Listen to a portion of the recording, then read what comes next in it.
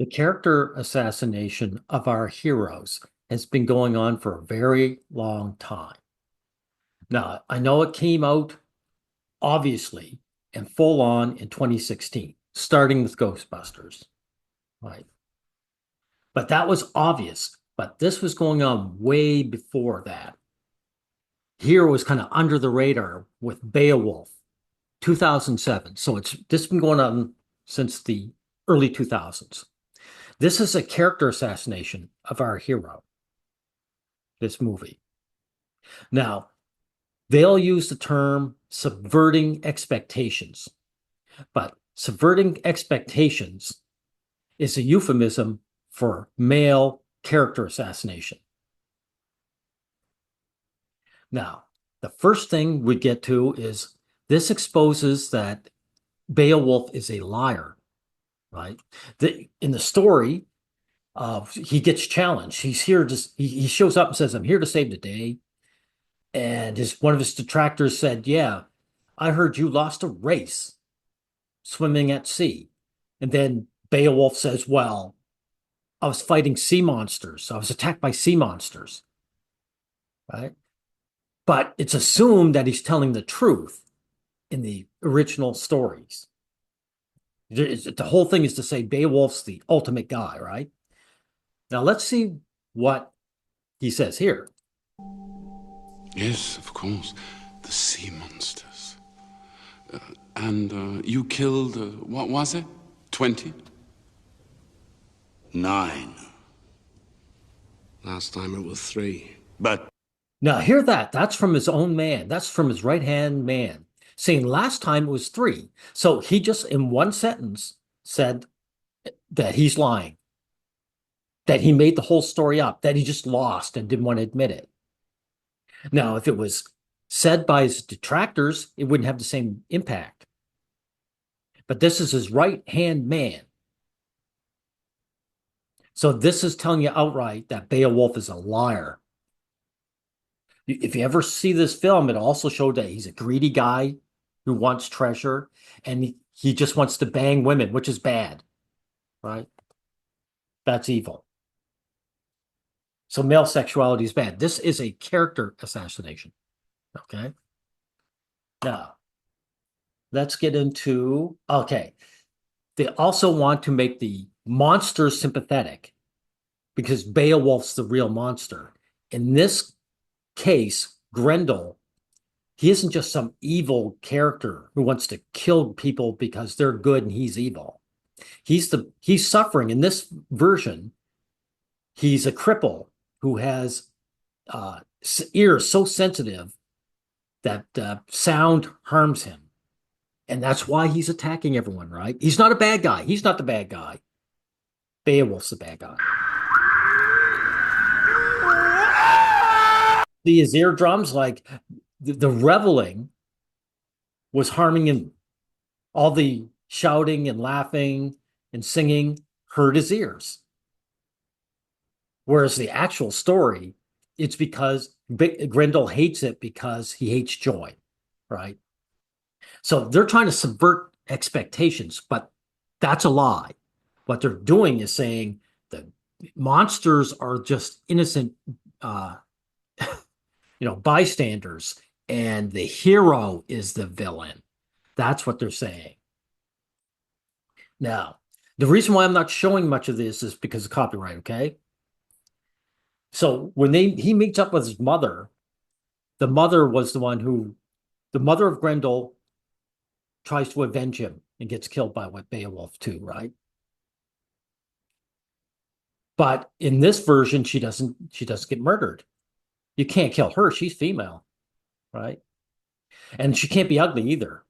She's shown to be a monster kind of off in the distance, but when she makes her appearance, she's always this gorgeous female, right? And of course, she tempts him, guys. She tempts him. Your story would live on when everything now alive is dust.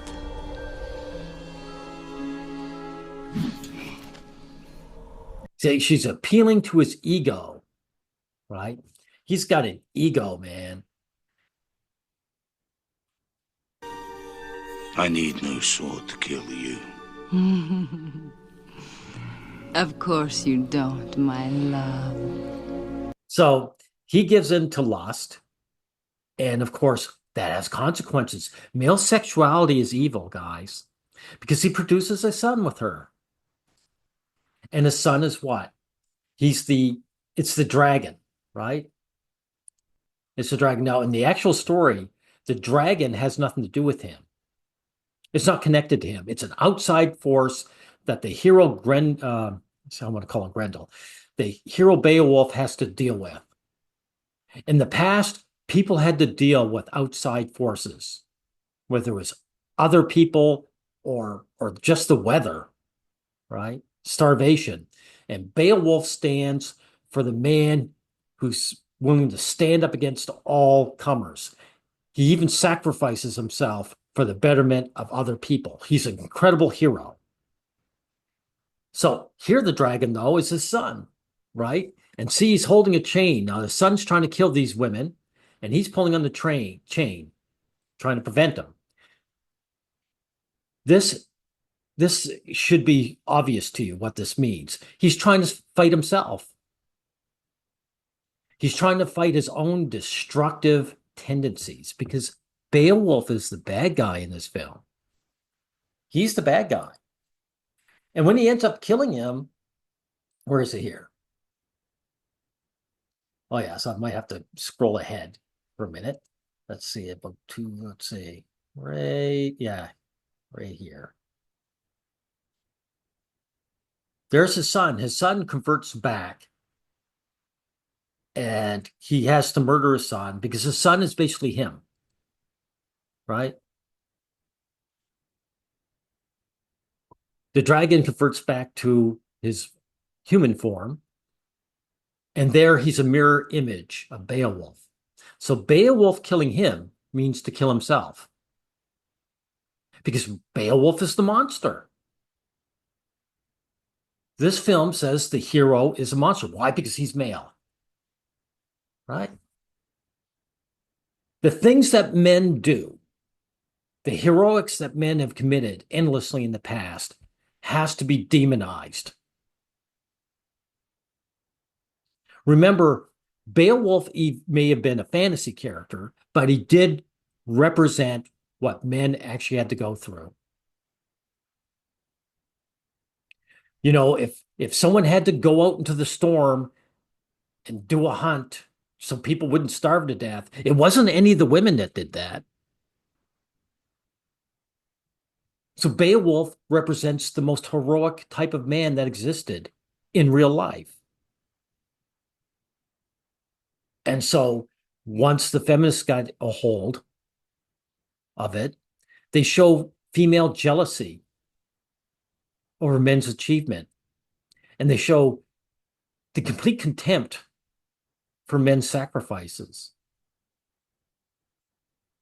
See, not only you're supposed to work for me, you're supposed to get nothing. You're not supposed to get any accolades. You're not allowed to go and brag about what you did for me. And that's why this is so disgusting. And this, again, this is 2007. It's been going on for a very long time, everyone. 2016 was a long time ago. It's pushing 10 years. Well, this is a lot longer ago than 10 years, isn't it? For someone to actually make this film and shove it in men's faces and men not recognize it for what it is really disgusts me. It makes me lose hope in humanity. Like people are reptiles. Anyway, we'll end it here.